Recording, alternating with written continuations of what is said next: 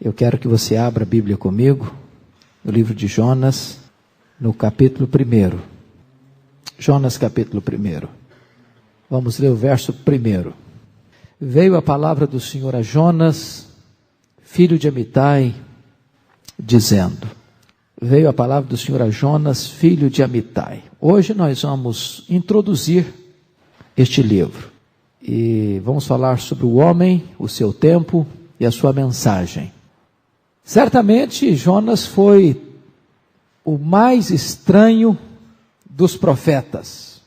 E por mais estranho que ele seja, a sua mensagem produziu efeitos poderosíssimos até na vida daqueles que não ouviram a sua mensagem. Talvez nenhum pregador na história teve tanto sucesso quanto Jonas. No hebraico, o sermão dele era composto apenas de 5 palavras. Nada mais do que isso. E que impacto extraordinário o sermão dele produziu. O que me impressiona é que Jonas fez de tudo para que a sua missão fracassasse. Ele estava com o espírito indignado, ele estava com um preparo insatisfatório, e ele apresentou um sermão medíocre. O resultado foi um sucesso tremendo. A maioria dos pregadores trabalha duro para obter bons resultados. Jonas trabalhou duramente para não ter bons resultados. Mas apesar disso, ele teve sucesso. Talvez Jonas foi o único pregador da história que ficou frustrado por causa do seu sucesso. Ele ficou infeliz porque ele alcançou resultados nunca dantes visto na história. Estudar esse livro é algo magnífico, porque eu creio que o livro de Jonas, durante muito tempo, foi desviado do seu foco principal. Se eu perguntar para você, do que você se lembra quando fala no livro do profeta Jonas? Você vai levantar o dedo e vai dizer, o peixe. Né? Todos nós escutamos a história do peixe. E o peixe não é o tema principal de Jonas. Aliás, o peixe só aparece 2 vezes no livro de Jonas. Mas desde as histórias infantis e desde a parte crítica do livro, as pessoas fazem do peixe o personagem central do livro. E o personagem central do livro não é nem o peixe e nem Jonas. O personagem central deste livro é Deus. E Deus se revela aqui como o Senhor de Israel, o Senhor dos gentios, o Senhor da história, o Senhor das nações, o Senhor da natureza. Deus se revela no livro de Jonas como Deus soberano, que ninguém pode frustrar o seu plano e os seus desígnios. Este peixe, que foi obsessão para a imaginação judaica e cristã, não é certamente então o centro. Ele é apenas um instrumento providencial que traz Jonas de volta para o seu ponto de partida. Eu quero então examinar com vocês alguns pontos deste livro. Primeiro, vamos olhar sobre o autor do livro. O autor do livro. Importa dizer aqui que Jonas foi alvo predileto dos críticos, daqueles teólogos liberais que não acreditam na inspiração da Bíblia. E talvez depois do livro de Gênesis, ou junto com o livro de Gênesis, nenhum outro livro da Bíblia foi mais criticado do que o livro de Jonas. Assim, os teólogos liberais acreditam que Jonas foi o último livro dos profetas, escrito no século III, no período então pós-exílico, e que Jonas não foi um personagem real, que este livro foi escrito por um escritor anônimo. Entretanto, a Bíblia, a palavra de Deus, faz referência a Jonas como um personagem real, como um personagem histórico, e mais do que isso, circunscreve o tempo em que ele profetizou. E eu chamo a sua atenção para ler comigo, e abra sua Bíblia aí no 2º livro dos Reis, porque depois do livro de Jonas, é o único lugar que Jonas vai aparecer no Antigo Testamento. Ele só aparece no livro dele e neste versículo aqui de 2 Reis 14, 25. Quando fala que o rei Jeroboão II, que reinou em Samaria 41 anos, restabeleceu os limites de Israel desde a entrada de Ramate até o mar da planície, segundo a palavra do Senhor, Deus de Israel, a qual falara por intermédio de seu servo Jonas, filho de Amitai, o profeta, o qual era de Gat-Hefer. Então note você que a Bíblia fala de Jonas como um personagem histórico, e não como um personagem anônimo. Não o coloca no 3º século como querem os liberais, mas colocam no 8º século, porque Jeroboão II governou no 8º século, de 793 a 753, durante 41 anos, de tal maneira que Jonas foi um profeta, filho de Amitai, da cidade aqui mencionada, a cidade de Gat-Hefer, que ficava na tribo de Zebulon, 7 quilômetros acima de Nazaré, portanto ele era um galileu. Então não é correto afirmar que Jonas não foi um personagem histórico. Os teólogos liberais estão equivocados. Agora, você pode olhar o segundo ponto comigo, por favor. O tempo em que o profeta Jonas viveu. Está claro aqui no texto que ele viveu durante o período de Jeroboão II. Quem foi Jeroboão II? Foi o principal rei do reino do norte, que reinou em Samaria 41 anos.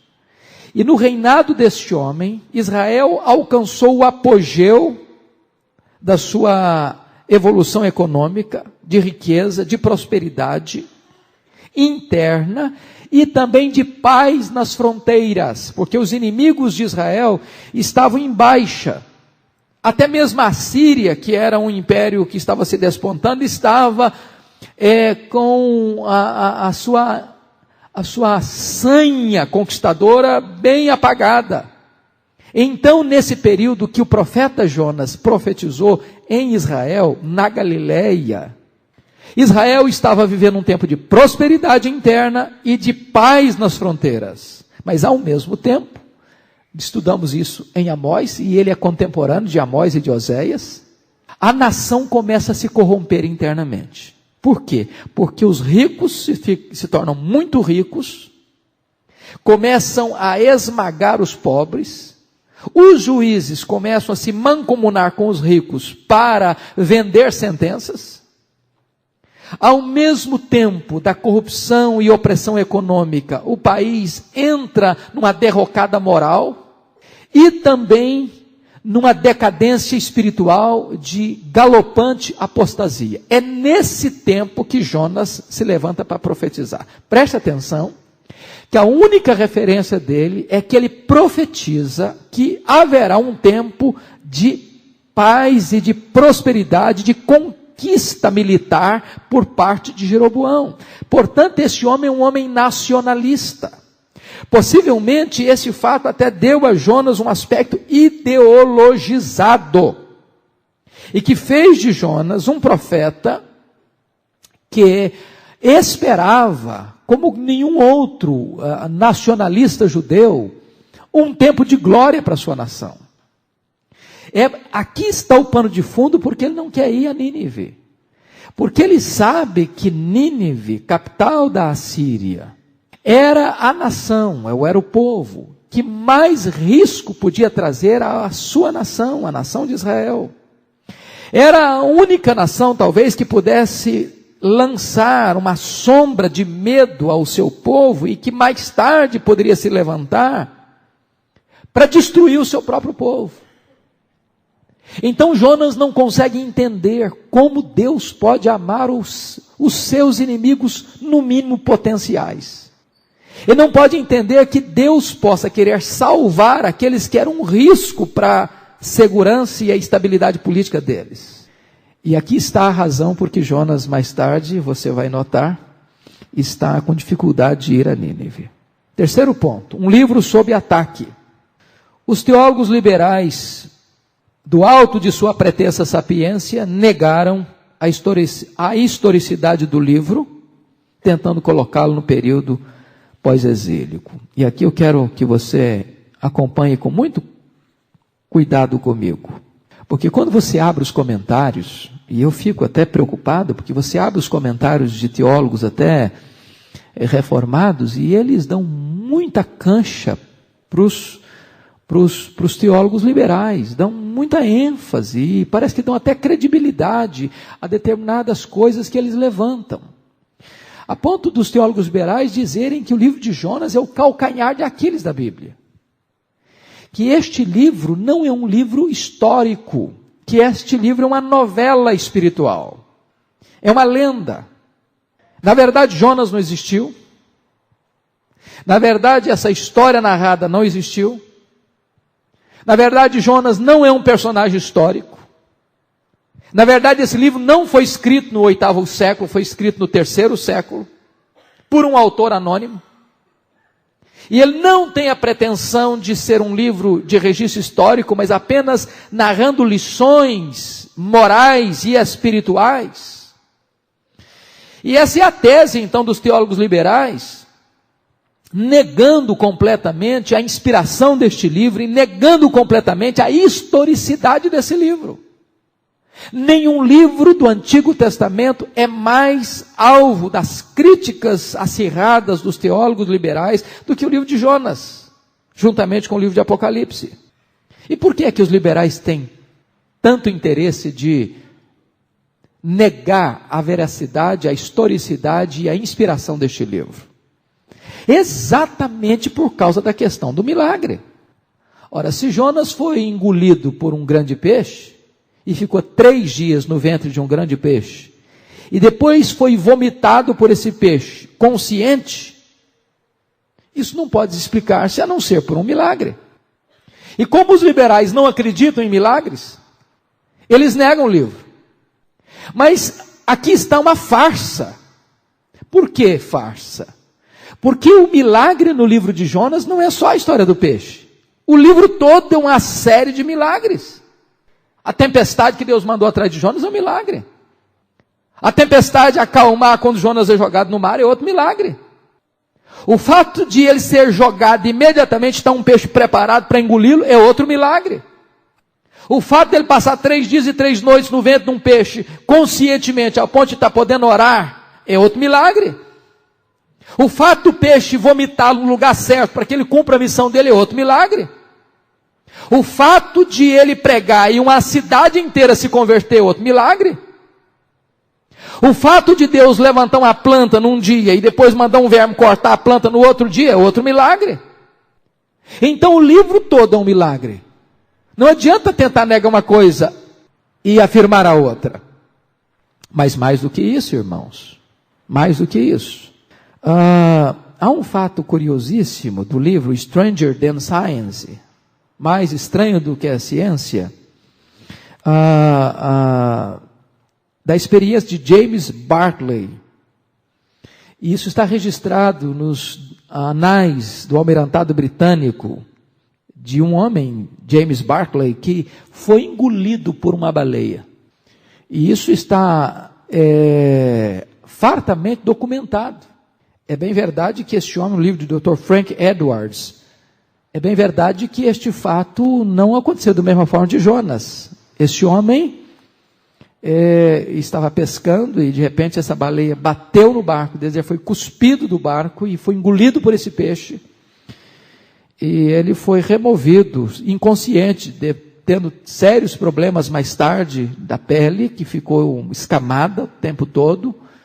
Mas ele conseguiu sobreviver 18 anos depois dessa experiência. Portanto, no caso de Jonas, não apenas a providência do peixe na hora, mas o fato da preservação da vida dele plenamente é verdadeiramente um milagre. Agora, o argumento para mim mais forte não é esse.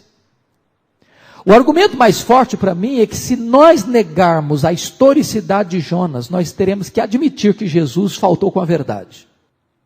É impossível negar a veracidade e historicidade de Jonas sem desacreditar na autenticidade da pessoa de Jesus Cristo. Porque no Novo Testamento Jesus faz referência a Jonas. Dizendo, quando os judeus vieram, os fariseus, os escribas vieram pedindo um sinal para ele disse, nenhum sinal será dado a essa geração incrédula e perversa, a não ser o sinal de Jonas. Assim como Jonas passou 3 dias e 3 noites no ventre do grande peixe, importa que o Filho do Homem também passe 3 dias e 3 noites no ventre da terra e ressuscite. Ou seja, o maior sinal que Jesus Cristo trouxe para o homem é o milagre da sua morte, da sua ressurreição. Preste atenção. Preste atenção. Se Jonas foi uma lenda, se o fato de Jonas ter sido engolido pelo peixe foi uma lenda, então a morte e a ressurreição de Cristo também foi uma lenda. Porque se Jonas foi uma lenda, então Jesus não teria nenhum sentido de evocar uma lenda para representar o fato histórico da sua morte ou sua ressurreição. Mais do que isso, Jesus Cristo levantou um outro argumento, que no dia do juízo, os ninivitas iam se levantar para julgar aquela geração que estava ouvindo Jesus, aquela geração incrédula. Porque quando eles ouviram o profeta Jonas, eles se arrependeram. Ora, se Jonas era uma lenda, se Jonas nunca esteve em Nínive, se Jonas nunca pregou em Nínive, se os ninivitas nunca se arrependeram, então Jesus faltou com a verdade. E Jesus fez um apelo moral e uma acusação à sua geração, evocando uma mentira. Então não tinha fundamento a fala de Jesus aos judeus do seu tempo. De tal maneira que os liberais, antes de negarem a historicidade de Jonas, vão ter que negar a veracidade de Jesus. Irmãos, a Bíblia é um todo, não dá para negar parte e aceitar outra parte. Ou nós cremos que ela é a palavra de Deus, ou então não tem sentido. Se nós tentarmos retirar os milagres da Bíblia, não é apenas a Bíblia que fica comprometida, é o Deus da Bíblia que fica comprometido. Agora eu pergunto, quem merece mais a nossa confiança? Cristo ou os teólogos liberais? Seja Deus verdadeiro e mentiroso todo homem, diz a Escritura. Vamos ver as peculiaridades do livro de Jonas. Eu chamo a sua atenção para 4 coisas breves. Jonas é peculiar aqui nesse ponto, porque ele é mais um relato histórico do que uma profecia. Ele distingue dos outros profetas nesse sentido. Os outros profetas, via de regra, trazem a palavra de Deus para o povo, o oráculo de Deus para o povo, o ensino de Deus para o povo. Enquanto Jonas é muito mais a história dele, a experiência dele, a vida dele, o que aconteceu com ele. É muito mais um livro biográfico do que um livro profético. Isso é uma característica de Jonas. Segundo, Jonas é o único profeta especificamente comissionado a pregar aos gentios. Aliás, irmãos, Jonas é o grande livro missionário do Antigo Testamento.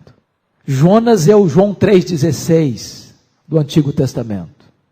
Deus o manda a Nínive, a maior cidade da época. E na verdade, Deus estava dizendo com isso o seguinte: eu não sou apenas o Deus dos judeus, eu sou o Deus das nações. E aqui uma lição para nós: Deus não é apenas o Deus da igreja, Deus é o Deus das nações. Deus é o Deus de todos os povos.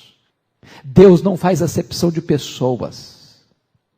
Deus não pode ser domesticado por uma igreja, nem por uma denominação, nem por um grupo religioso. Deus é o Deus de todas as nações, de todos os povos. Terceiro lugar, o livro de Jonas termina com uma pergunta retórica. Você pode notar o último versículo: e não hei eu de ter compaixão da grande cidade de Nínive, em que há mais de 120 mil pessoas que não sabem discernir entre a sua mão direita e a sua mão esquerda, e também muitos animais. Não se espera a resposta. É uma pergunta retórica. Deus tem compaixão.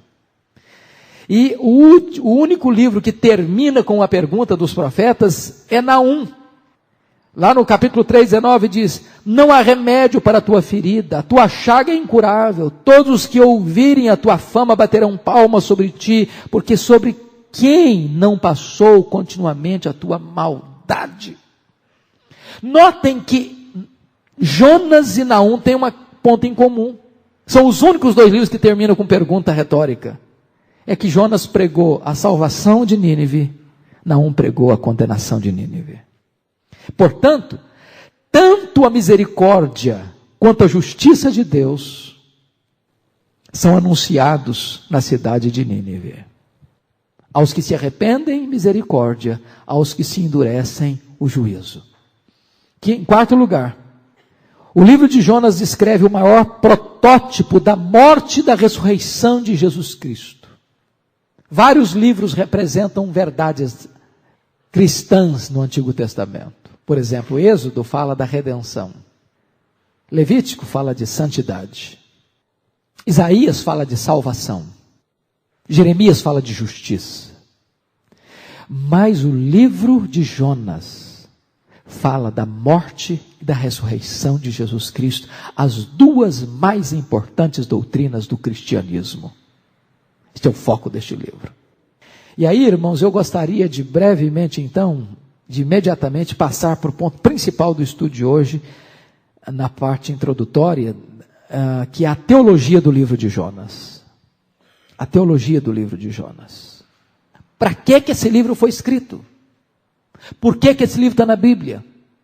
Qual é a mensagem principal deste livro de Jonas? Primeiro, irmãos, alguns pais da igreja entenderam, como Jerônimo entendeu o seguinte, que o livro de Jonas foi escrito para encorajar os judeus a se arrependerem. Porque Jerônimo entendeu o seguinte: se os gentios, os marinheiros, e se os ninivitas se arrependeram ao ouvirem a palavra de Deus, eles que não tinham luz da verdade, eles que não tinham esperança no mundo e que viviam sem Deus no mundo, eles que não tinham a luz da Escritura, eles se arrependeram, quanto mais o povo judeu que tinha a palavra de Deus. Aqui é um recado para a igreja. Note você que o conhecimento que nós temos nos responsabiliza. Nós temos muito mais obrigação de termos uma vida de quebrantamento e obediência do que os ímpios. Pelo conhecimento que nós temos, pela luz que nós possuímos, pela verdade que nós detemos. Então Jerônimo entendia que esse livro tinha sido escrito para essa finalidade. Já Agostinho e Lutero entendiam que o propósito do livro de Jonas era revelar o interesse missionário de Deus para as nações. Que este era um livro eminentemente missionário. E aqui eu vou chamar a sua atenção para os pontos, para mim, principais desse livro. Primeiro, vamos ver o que o livro ensina sobre a salvação. A salvação é uma dádiva oferecida a todos os povos e não apenas aos judeus. Eu acho isso tremendo, irmãos. Jonas tentou fugir da presença de Deus, não com medo da sua ira. Jonas tentou fugir da presença de Deus com medo da sua misericórdia. Pode entender isso? Vou repetir. Jonas tentou fugir da presença de Deus, não com medo da sua ira. Jonas tentou fugir da presença de Deus com medo da sua misericórdia. Jonas foi o único pregador da história que ficou frustrado por causa do seu sucesso. Jonas queria morrer porque os ninivitas receberam vida. Jonas até tinha prazer de pregar a condenação dos ninivitas, mas ele não teve nenhum deleite na salvação deles. Por que isso? Porque os judeus acreditavam que os gentios estavam completamente distantes, fora do alcance da graça de Deus. A concepção que um judeu tinha de um gentio era tão terrível, era tão tenebrosa, que uma mulher que ajudasse uma mulher gentia a dar à luz, ela era duplamente maldita. Maldita por ajudar uma mulher gentia, e maldita por trazer à luz à vida mais um gentio. A concepção que o judeu tinha de um gentio é que o gentio não passava de combustível do fogo do inferno.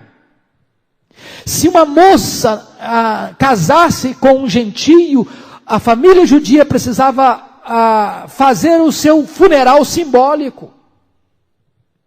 E desta maneira, Jonas, que era um nacionalista zeloso, ele não podia entender jamais como Deus podia amar os pagãos, podia amar os assírios, podia amar os ninivitas.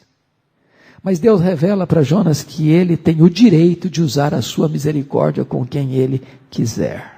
Nós não temos o copyright de Deus.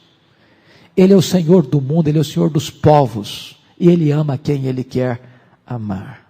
Segundo, a salvação é uma dádiva de Deus recebida pela fé e não obtida pelas obras. Note vocês, se fosse pelas obras, que chance os ninivitas teriam? Estude a história dos ninivitas, leia a história dos assírios. E os assírios foram os povos talvez mais truculentos, mais perversos, mais sanguinários, mais hediondos que passaram pela história. Eles eram crudelíssimos com seus inimigos. Eles matavam, eles incendiavam, eles cortavam as cabeças das pessoas que eles conquistavam e faziam montões e montões de cabeças. Eram sanguinários, eram truculentos, eram perversos, eram idólatras.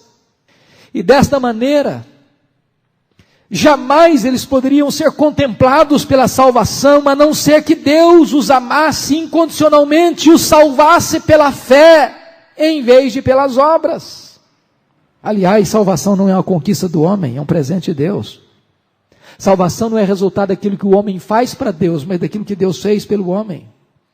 Salvação não é um caminho que o homem abre da terra para o céu, mas é o caminho que Deus abre do céu para a terra. Salvação é de graça para o homem, mas custou tudo para Deus.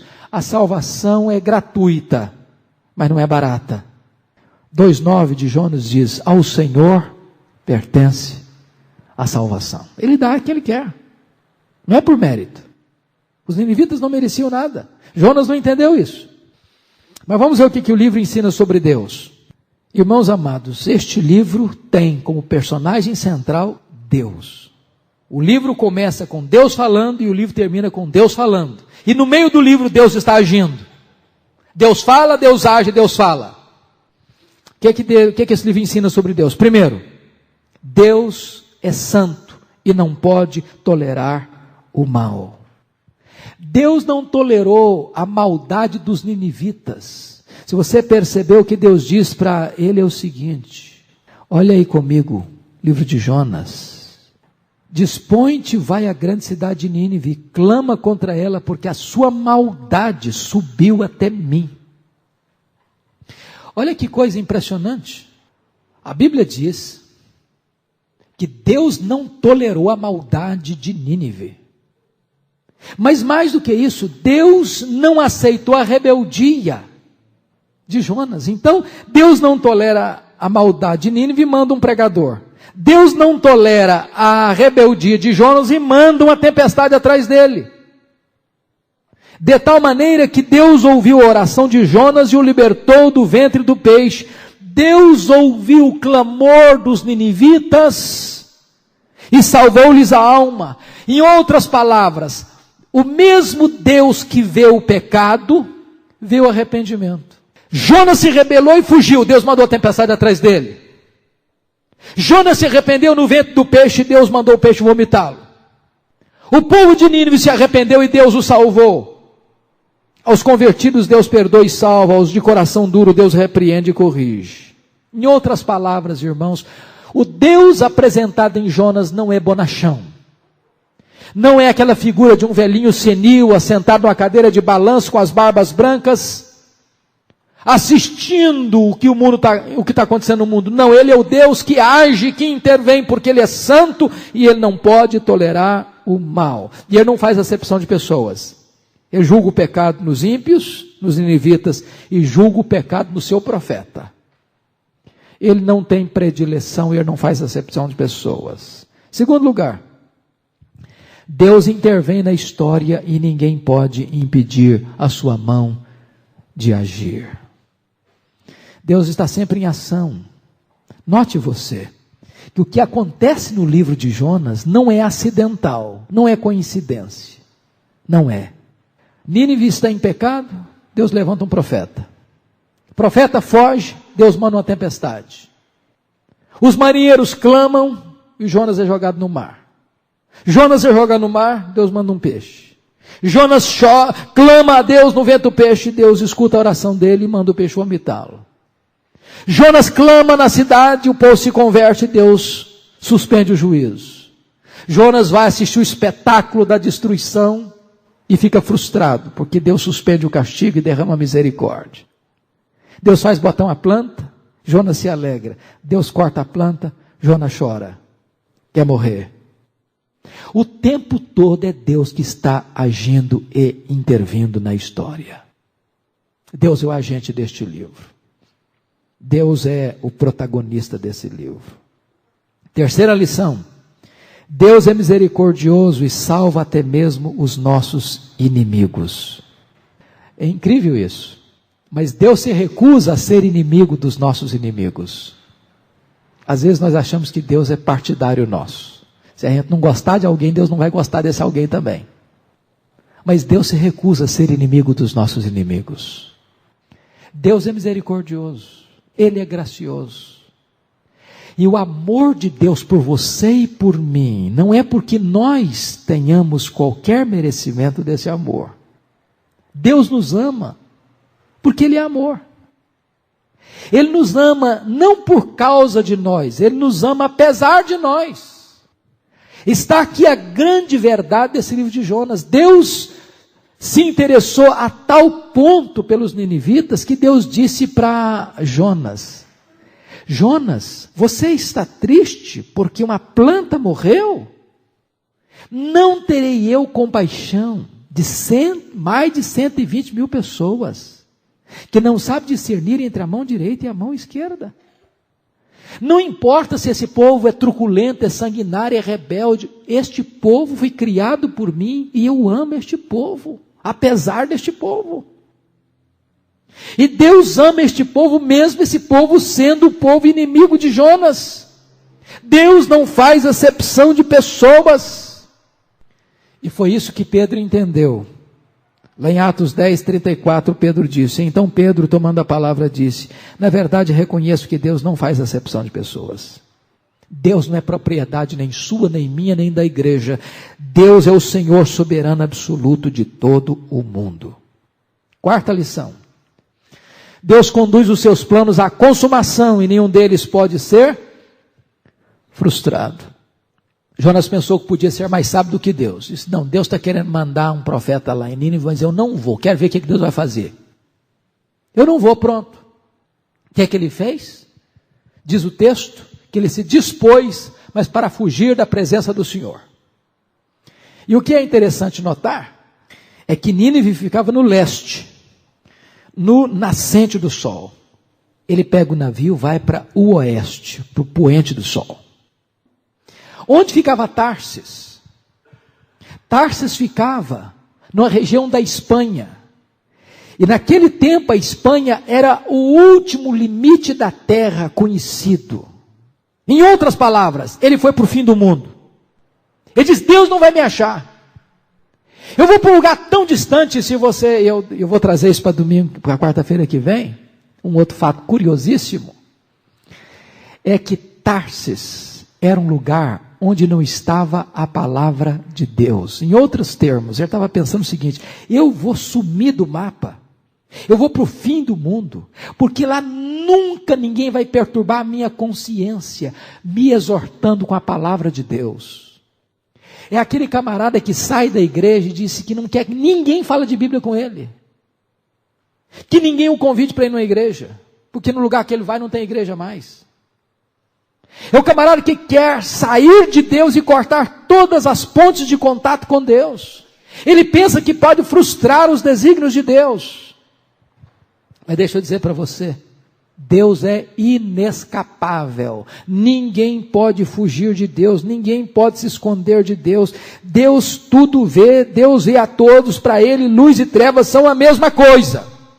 Quinto lugar, Deus está no controle da história e também dos elementos da natureza.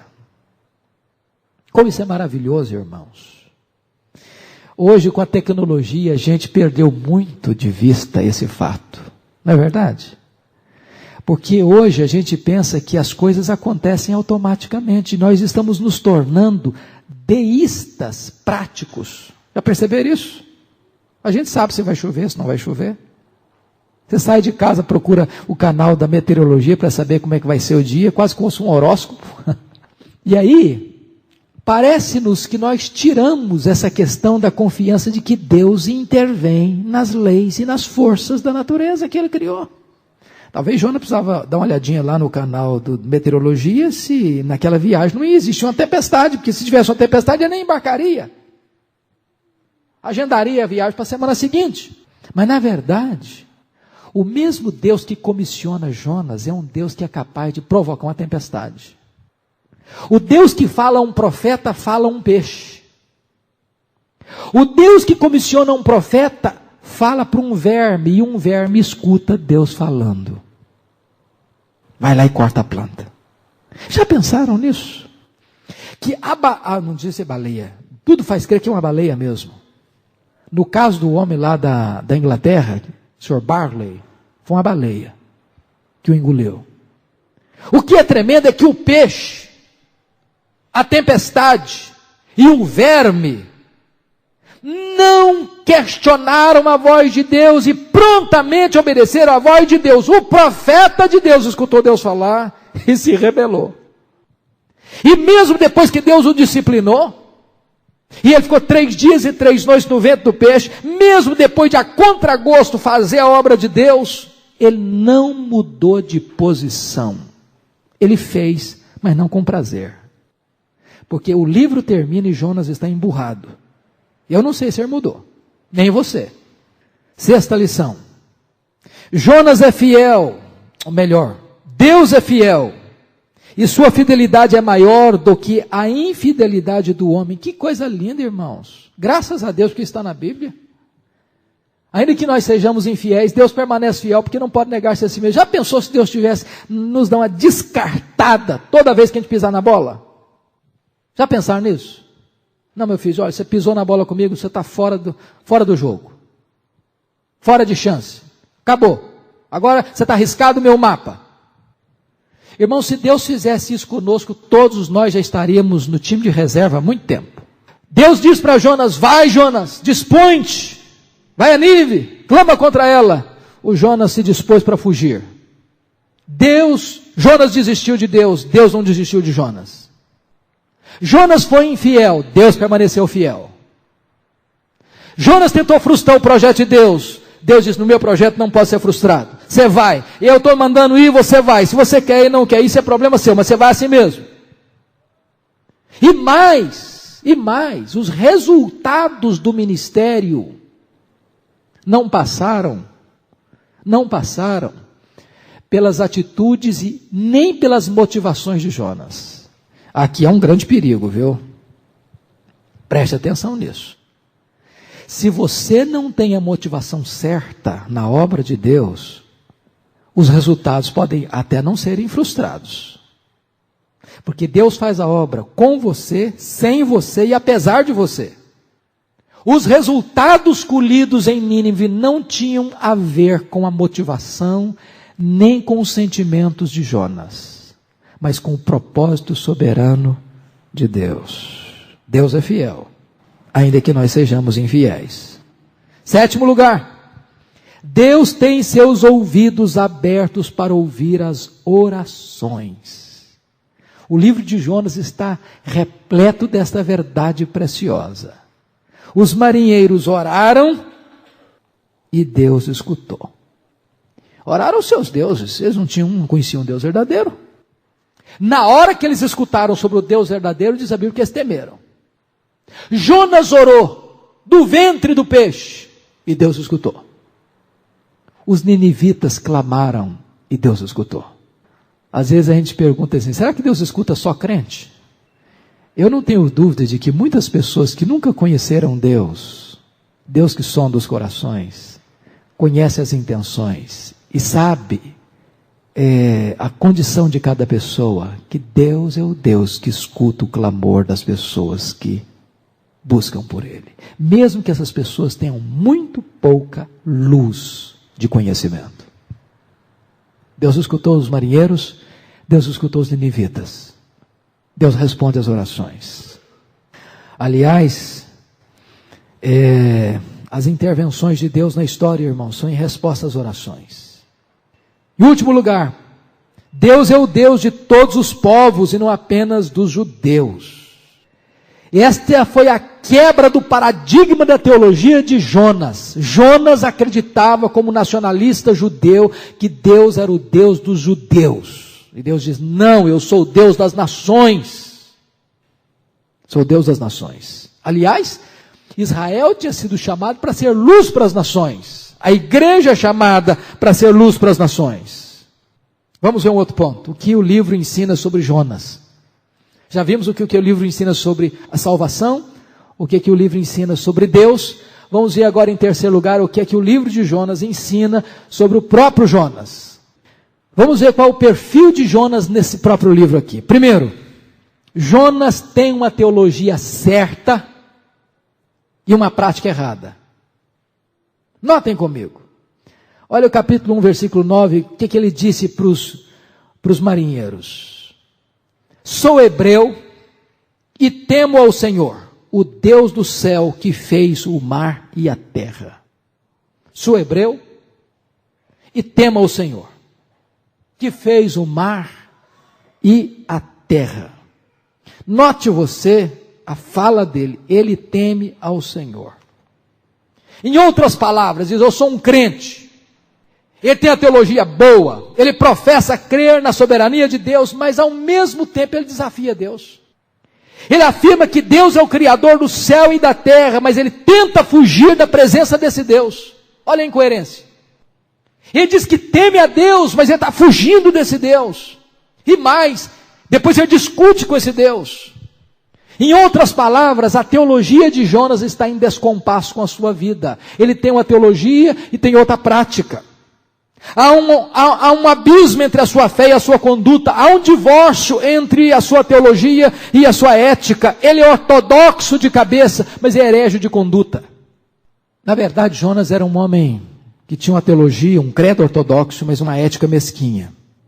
Ele podia citar a Bíblia de cor. Se você lê a oração dele, no capítulo 2, está eivada de citações dos Salmos. Ele cita a Bíblia, mas ele não se importa com as pessoas.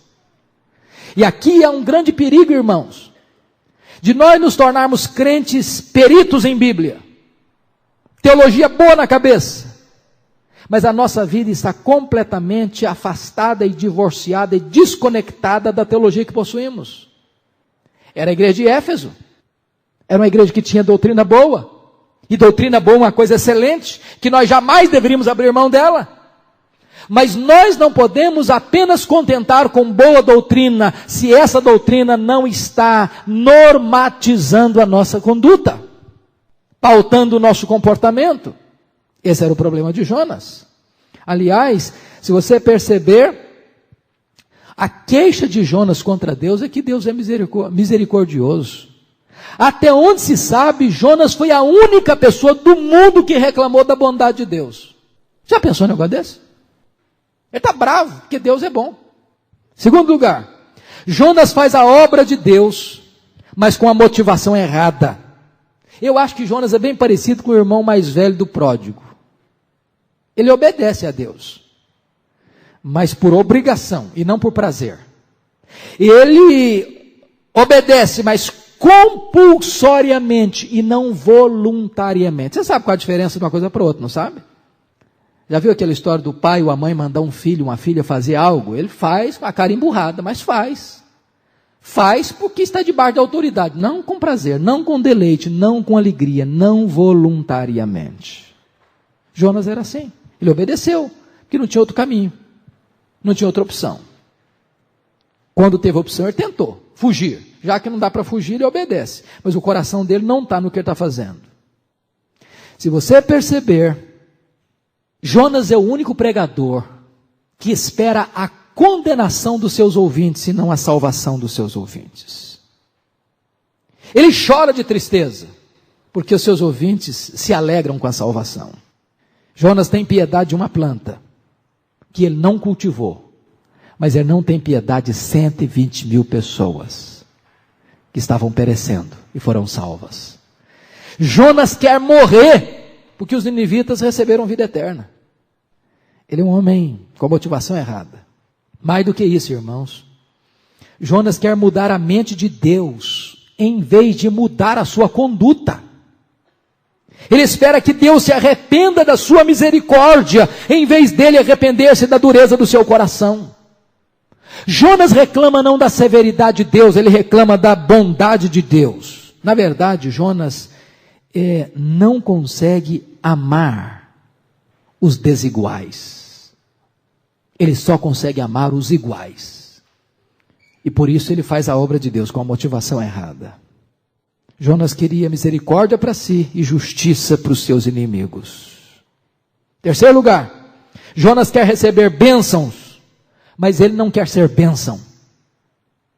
Quando Deus fez aquela planta que se estendeu sobre a sua cabeça, devia estar muito quente, e ele estava como que num camarim, doido para Deus botar fogo em Nínive. E ele certamente deve ter pensado e até orado para Deus mudar de ideia, para Deus largar de mão da sua misericórdia e exercer o seu juízo. Enquanto ele aguardava a tragédia acontecer, e a tragédia não vem, mas pelo menos Deus aliviou um pouquinho a situação dele, botando uma ramada em cima dele, deu uma sombra gostosa, e ele ficou todo feliz, feliz da vida, uma planta. E aí Deus mandou um verme, vai lá e corta a planta. Aí ele ficou triste, Deus, eu quero morrer. E Deus confrontou, mas é razoável a tua ira, Jonas, é razoável, Deus, até a morte. Eu falei, o que é isso, Jonas? Você está com piedade de uma boboreira, meu filho? Que você não plantou, que você não cultivou? Não terei eu misericórdia de 120 mil pessoas que não sabem discernir entre a mão direita e a mão esquerda, Jonas? Notem vocês que os marinheiros trataram Jonas com muita humanidade. Muita humanidade. Eles remaram com todo empenho para que ele pudesse ser salvo. Quando eles perceberam que eles estavam lutando não com Jonas, mas com o Deus de Jonas, eles oraram, Deus, olha, não derrama o sangue desse homem na nossa mão, não, que o Senhor sabe que nós somos inocentes. Mas Jonas não tem nenhuma compaixão com os ninivitas. Ele quer receber bênção, mas ele não quer ser bênção. Aliás, eu creio que este é o ponto em que hoje o evangelho está sendo adulterado. Há muitos mascates da fé que estão vendendo uma mensagem falsa, onde as pessoas correm atrás da bênção. E hoje se fala, por exemplo, na bênção de Abraão, a unção para ficar rico. E as pessoas ficam loucas, desvairadas por essas coisas. Querem a bênção. Mas quando Deus disse que Abraão foi abençoado, antes Deus disse, Abraão setou uma bênção.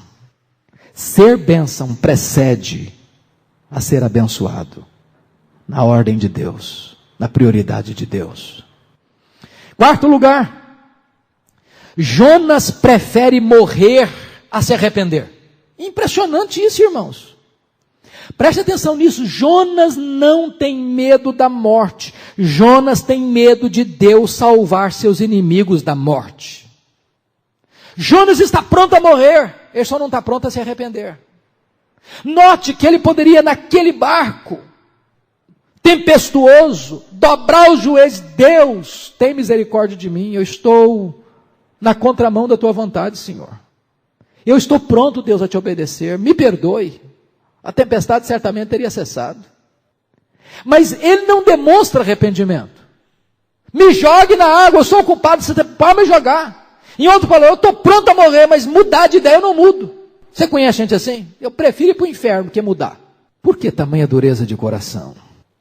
Talvez porque ele pensasse, bom, se os ninivitas se converterem, eles vão ter vida longa. E se eles tiverem vida longa, eles vão nos destruir. Talvez ele pensasse, bom, se os gentios se converterem, isso vai ser em prejuízo dos judeus. Então, nós não vamos ocupar mais o primeiro lugar. Talvez ele pensasse, Bom, eu na minha teologia reducionista, eu não posso entender como Deus pode amar os pagãos. Ou talvez ele pudesse pensar, bom, é melhor eu fugir, porque desse jeito aí Deus não vai conseguir salvar os ninivitas. O que ele não quer fazer de jeito nenhum é se arrepender da sua dureza de coração. Quinto lugar, último lugar, Jonas demonstra contradição mais do que contrição. Jonas é uma figura patética, Jonas é uma figura contraditória. Porque notem vocês que quando Deus ordena para que ele fosse jogado dentro d'água, diz, tome jogar dentro d'água, e ele é jogado dentro do mar, o peixe o traga, o peixe o engole, e quando ele está lá no ventre do peixe, aí ele cai em si. Pelo menos para poupar a sua pele. Não para mudar de conduta, mas pelo menos para salvar a vida. E como é que ele ora? Olha como é que ele ora. Capítulo 2, versículo 2. Disse Jonas, na minha angústia clamei ao Senhor, e ele me respondeu do ventre do abismo, gritei, e tu me ouviste a voz. Ele diz, Deus, eu não quero morrer. Deus, eu não quero morrer. Deus, eu não quero morrer. Em outras palavras, ele está dizendo isso. Aí Deus, tá bom, vou te poupar. Manda o peixe vomitar o Jonas. Jonas vai, prega, o povo se converte. Ele diz, agora Deus, agora eu quero morrer. Quero morrer, Deus. E ele pediu para morrer 2 vezes. Contraditório. Cara patético. Na verdade, Jonas, ele demonstra contradição e não contrição. Ele está ofendido porque deu... Sabe por que outra coisa que ele podia estar ofendido com Deus? Eu acho que o que ele podia estar ofendido com Deus, porque ele pensou assim, Deus arruinou a minha reputação de profeta. Porque a pregação de Jonas em Nínive não tem uma fresta sequer de esperança. Porque normalmente um profeta, leia a história dos profetas, você vai ver isso, eles pregavam juízo, mas abriam a porta do arrependimento e da graça. A pregação dele foi de 5 palavras só, dentro de 40 dias Nínive será subvertida, dentro de 40 dias Nínive será subvertida, olha, vai morrer, o fogo vai cair, vai cair, vai cair, vai cair, não tem chance, não tem esperança, não tem oportunidade. Aí ele pensou o seguinte, bom, eu me tornei um falso profeta, porque eu disse que o povo vai ser subvertido, e de repente o povo se converte e Deus suspende o juízo, como é que fica a minha reputação de profeta? Na verdade, ele estava mais preocupado com a sua reputação do que com a salvação do povo. Nós vamos tratar disso, quando estivermos cuidando do capítulo 3, do arrependimento de Deus. Quando o homem muda o coração, Deus suspende o juízo, que já estava lavrado. Esse é o Deus da graça, esse é o Deus da misericórdia. Mas irmãos, vamos ao último ponto. O que o livro ensina sobre os pagãos. Esse é o último ponto. Primeiro, os pagãos oram com mais fervor aos seus deuses que o profeta ao seu Deus. É impressionante isso. Os marinheiros oraram com muito mais fervor aos deuses deles do que Jonas ao seu Deus. Aliás, Jonas só ora depois que ele é jogado no mar. Ele entra no barco para fugir, para se esconder. É o sono da indiferença e da fuga. Eles vão lá e eu acordo e dizem, rapaz, clama ao seu Deus. O que você está fazendo aí agarrado nesse sono? Ele não ora. E se você notar, quando eles perguntaram para ele, qual é a tua ocupação? Fizeram para ele 4 perguntas. Qual é a tua ocupação? De onde vens? Qual é a tua terra? E de que povo és tu? Jonas omitiu na resposta que ele era profeta. Ele não falou. Ele não falou. Sua resposta foi ambígua. Ele não assume como profeta, nem age como profeta. Ele não ora. Se você perceber, os ninivitas, ao ouvirem a palavra de Deus, e muito limitadamente, só escutaram do juízo, se arrependem e oram. Jonas conhece a Deus, é profeta de Deus, convive com Deus, recebe a palavra de Deus, mas esse homem não ora. Em outras palavras, os pagãos demonstraram mais fervor espiritual do que o profeta. A religiosidade deles era mais fervorosa do que a religião do profeta. Segundo lugar, os pagãos temem a Deus e se convertem. Jonas teme a Deus, mas permanece rebelde. Qual o problema? Jonas tinha ortodoxia, Mas Jonas não tinha nem ortopatia, nem ortopraxia. O que é ortopatia? Ortodoxia é ter doutrina correta. Ortopatia é ter sentimento correto. Ortopraxia é ter vida correta, conduta correta. Jonas tinha ortodoxia, mas o sentimento estava errado e a vida estava errada. Se nós formos apenas ortodoxos e não formos ortopáticos nem ortopráticos, nós nos tornaremos fariseus. E a nossa vida, em vez de ser bênção, vai ser problema. Jonas diz que teme ao Senhor, mas rebela-se contra ele.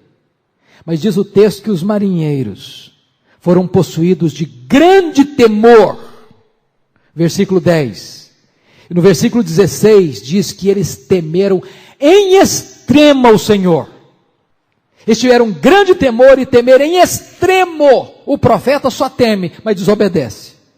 Finalmente, os pagãos demonstram mais amor do que Jonas, o profeta de Deus. Jonas não demonstrou nenhuma preocupação com os marinheiros quando se refugiou no sono da fuga. Os marinheiros, por outro lado, tentaram salvar a vida de Jonas. Jonas não demonstrou nenhum amor pelos ninivitas, antes desejou que eles fossem subvertidos. Jonas é objeto do amor dos pagãos, mas Jonas quer ver a destruição dos pagãos.